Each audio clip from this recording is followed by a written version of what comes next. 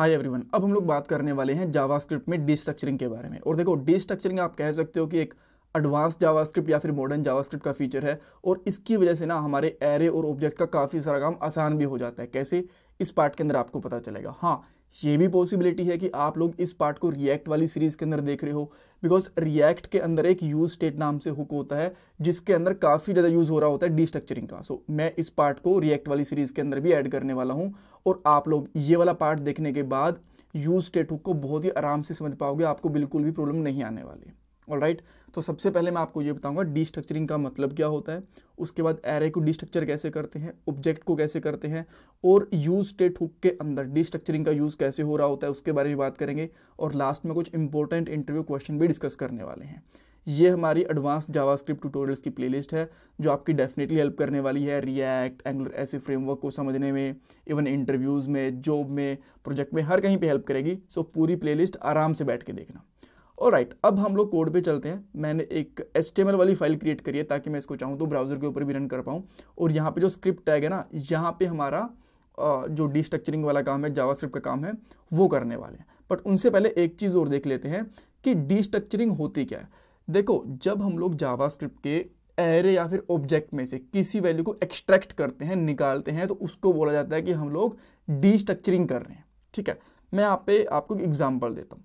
So let's say मेरे पास एक array है और आप कह सकते हो कि यहाँ पे एरे एक कांस्टेंट है और यहाँ पे कर देता हूँ यूज़र्स नाम से एक एरे। ठीक है, सो इसमें मैं कुछ यूज़र्स रखता हूँ, जैसे कि मैंने रखा अनिल, देन इसमें यहाँ पे रख लेता हूँ let's say Sidhu, then may be यहाँ पे रख लेता हूँ सैम, देन भास्कर, इस तरीके से। ठीक है, सो एक ओल्ड तरीका होता था कि अगर हमें इस एरे में से वैल्यूज़ को निकालना है तो हम लोग कैसे करते थे, यहाँ पे लिखते थे यूज़र और उसके बाद में जो भी एरे निकालना है, जैसे कि अनिल को निकालना है तो मैं यहाँ पे लगा देता था 0, सिद्धू को निकालना है तो मैं यहाँ पे लगा देता था 1। ठीक है, तो एक बार इसको भी कंसोल करवा के देख लेते हैं।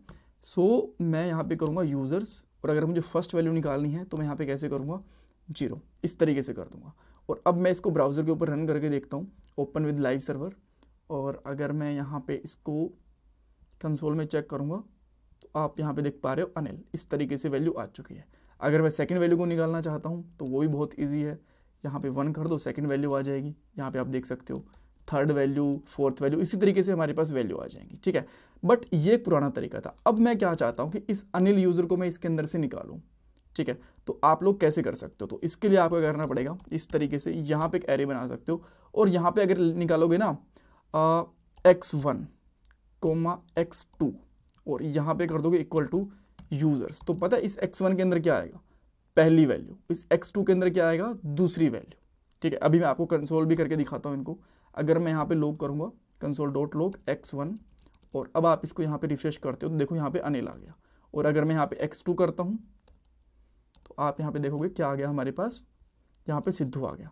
और अगर इसके बाद मैं यहाँ पे x3 इस तरीके से लिख के और यहाँ पे 3 डॉट लगा देता हूँ, ये होता है हमारा डिस्ट्रक्चरिंग का साइन, एक तरीके से कह सकते हो। ठीक है, अगर पूरी सारी की सारी डिस्ट्रक्चरिंग करनी हो और ये हमारी अगर हमें रिमेनिंग डिस्ट्रक्चरिंग करनी हो, राइट, बिकॉज यहाँ पे 4 वैल्यूज़ हैं, 2 वैल्यूज़ तो हमारी यहाँ पे आ गई हैं और अगर बची हुई दोनों वैल्यू निकालनी है मुझे x3 के अंदर, तो आप ये 3 डॉट लगा दोगे तो जो बची हुई वैल्यू है इस एरे की यहाँ पे आ जाएंगी।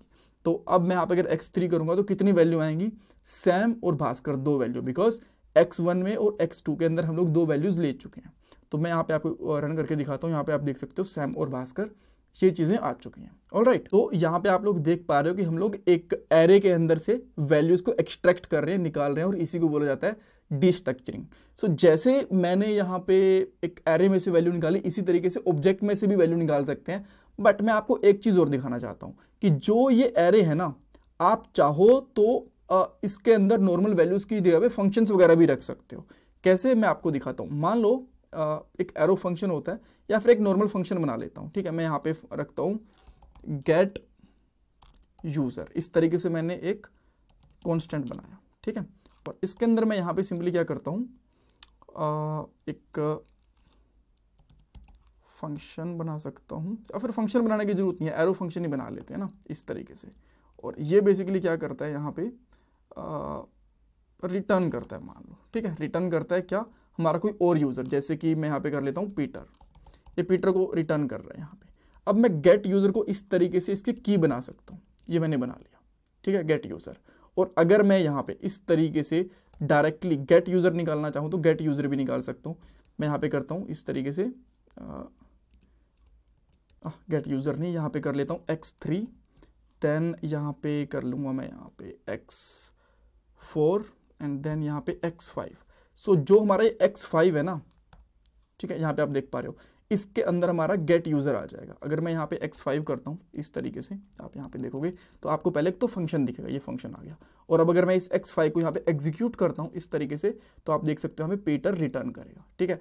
तो यहाँ पे आप एक चीज़ और देख पा रहे हो कि एरे के अंदर हम लोग फंक्शंस भी रख सकते हैं और उन फंक्शन को भी हम लोग एक्सट्रैक्ट कर सकते हैं। ये मैंने क्यों बताया, बिकॉज ये रिएक्ट वाले जो अभी मैंने आपको एग्जांपल बताया था ना, यूज स्टेट वाला, यहाँ पे काम आने वाला है। बट अभी के लिए इसको आप ध्यान रखो इस तरीके से।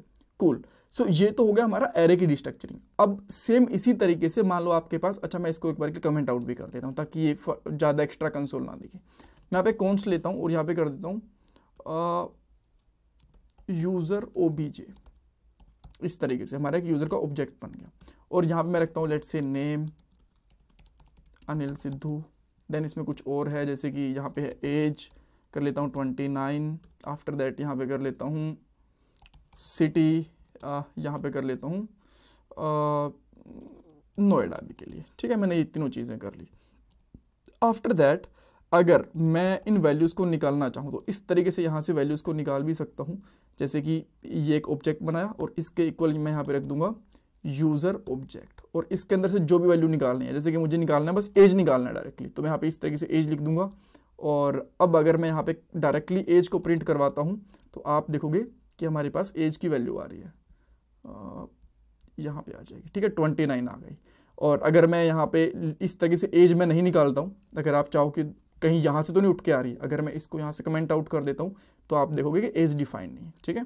सो एज यहीं से आई। इसी तरीके से अगर मैं यहाँ पे नेम कर देता हूँ तो मैं यहाँ पे नेम को भी प्रिंट कर पाऊँगा, यहाँ पे मेरे पास नेम आ जाएगा, ठीक है। सो यहाँ पे हम लोग क्या कर रहे हैं, एक जो ऑब्जेक्ट है उसमें से वैल्यूज़ को निकाल रहे हैं। बट मान लो आप सारी की सारी वैल्यूज़ को एक साथ चाहते हो, जैसे एज तो आ गई, जो बची हुई दो वैल्यूज़ हैं उनको भी चाहते हो, तो आप यहाँ इस तरीके से कर सकते हो अदर, ठीक है। एंड देन जब आप अदर को यहाँ पे प्रिंट कराओगे, जो दो एज के अलावा दो वैल्यूज़ बची हुई हैं वो आपके यहाँ पे आ जाएंगी। आप देख सकते हो अनिल एंड सिटी। और यहाँ पे भी हम लोग फंक्शंस का यूज़ कर सकते हैं, जैसे कि मैं यहाँ पे एक बना लेता हूँ, let's say gate country, country नाम से बनाया। एंड यहाँ पे मैं एक एरो फंक्शन बना देता हूँ, और ये arrow function basically let's say return कर रहा है इंडिया, इस तरीके से, ठीक है। तो अब अगर मैं इसको भी निकालना चाहता हूँ तो मैं यहाँ पे क्या कर सकता हूँ, इससे पहले कर लूँगा गेट कंट्री। और मैं अगर गेट कंट्री को यहाँ पे प्रिंट करवाता हूँ तो यहाँ पे पहले तो मुझे ये पूरे फंक्शन की डेफिनेशन देगा, इसकी वैल्यू नहीं देगा बिकॉज इसको एग्जीक्यूट नहीं करा मैंने। तो यहाँ पे आप देख सकते हो फंक्शन मिल गया मुझे, और अगर मैं इसको इस तरीके से एग्जीक्यूट करता हूँ तो इसका आउटपुट भी मिल जाएगा। सो ऑब्जेक्ट के अंदर भी इस तरीके से हम लोग एक फंक्शन रख सकते हैं, उसको एक्सट्रैक्ट कर सकते हैं और उसको एग्जीक्यूट भी कर सकते हैं अलग से। ये चीज़ें आ गई आपको समझ में। अब आप लोग देखो, जैसे हम लोगों ने यहाँ पे एरे में दो वैल्यू निकाली थी, इस तरीके से दो वैल्यू निकाली थी, ऐसे ही यूज स्टेट भी होता है हमारे पास। अब पहले मैं आपको यूज स्टेट का छोटा सा एग्जांपल देता हूँ कि यूज स्टेट कैसे काम करेगा। एक कॉन्स्ट ले लो, ठीक है, और यहाँ पे लिखो यूज स्टेट, इस तरीके से लिख लिया आपने। एंड देन इसका एक एरे बना दो और यहाँ पे लगा दो लेट्स से आप यहाँ पे करोगे वेल, और यहाँ पे एक फंक्शन बना दोगे इस तरीके से, ठीक है। और ये फंक्शन क्या करेगा, लेट्स से कुछ भी रिटर्न कर रहा है अभी के लिए, मैं यहाँ पे कर देता हूँ रिटर्न, और यहाँ पे मैं कर देता हूँ रिटर्न अ वेल, ठीक है, इस तरीके से। तो अब ये आपको जो यूज स्टेट होते हैं इसी तरीके से काम में आते हैं। मैं लेता हूँ यहाँ पे कॉन्स्ट, और यहाँ पे कॉन्स्ट में लूँगा सबसे पहले मेरी वाली जो वैल्यू है, यहाँ पे लूँगा वेल, और यहाँ पे कर दूँगा सेट वेल, और ये कहाँ से आएंगी, यूज स्टेट से, इस तरीके से, ठीक है। यहाँ पे आप देख सकते हो। देन अब जो हमारे पास वैल्यूज़ हैं इनको हम लोग प्रिंट करवा सकते हैं। वेल मैंने प्रिंट करवाया तो आप देखोगे कि मेरे पास वैल्यू आ गई इसके अंदर, जो फर्स्ट वाली वैल्यू थी, ठीक है। अगर इसका मालूम है वैल्यू की जगह लिख देता हूँ 1000, इस तरीके से लगा देता हूँ, ये प्रॉपरली वैल्यू दिख जाएगी, ठीक है। और यहाँ पे करता हूँ रिटर्न 1000 ऐसा कुछ मैंने कर दिया। तो आप यहाँ पे देख सकते हो 1000 आ गया। एंड जो मेरी सेकंड वैल्यू है सेट वेल, इस तरीके से, तो इसके अंदर हमारे पास यहाँ पे वैल्यू आ गई, ठीक है, ये रिटर्न। अब आप चाहो तो इसमें पैरामीटर भी पास कर सकते हो, जैसे कि मैंने यहाँ पे पैरामीटर पास कर दिया x, और ये यहाँ पे क्या रिटर्न कर देगा, x ही रिटर्न कर देगा जो भी पास करेंगे। और अब मुझे इसके अंदर वैल्यू कैसे पास करनी है, जैसे कि मैं यहाँ पे कर देता हूँ 200 इस तरीके से, और अब आप देखोगे कि हमारे पास 200 भी आ रही है। अब रिएक्ट स्टेट भी तो ऐसे ही काम करती है। अब आप बोलोगे उसके आगे तो ऐसे फंक्शन लगा हुआ होता है जो रिएक्ट वाली स्टेट होती है। अब उसका भी कोई बड़ी बात नहीं है, उसके अंदर आप क्या कर सकते हो, एक फंक्शन लो, इस फंक्शन पहले यहाँ पे लगा दो यूज स्टेट एरे, इसका नाम मैंने कर दिया एरे, और यहाँ पे कर देता हूँ यूज स्टेट, इस तरीके से लिया, और यहाँ पे ये सिंपली रिटर्न कर रही है जो हमारा एरे है ये वाला, ठीक है। यहाँ पे मुझे क्या लिखना था, यूज स्टेट एरे, ये इसको रिटर्न कर रही है, ठीक है। तो अब अगर मैं यहाँ पे यूज स्टेट इस तरीके से लगा दूंगा तो ये हमारी जैसे एक नॉर्मल स्टेट होती है वैसे बन चुकी है, ठीक है। अब ये वैल्यू भी रिटर्न करेगी अगर आप वैल्यू चाहते हो, ठीक है। एंड इस तरीके से सेट वैल्यू चाहते हो तो उसके अंदर मैं कोई भी वैल्यू पास कर देता हूँ, लेट्स से कि मैंने यहाँ पे कर दिया अनिल, तो ये उसी चीज़ को रिटर्न कर देगी। देखो यहाँ पे अनिल रिटर्न कर दिया, ठीक है।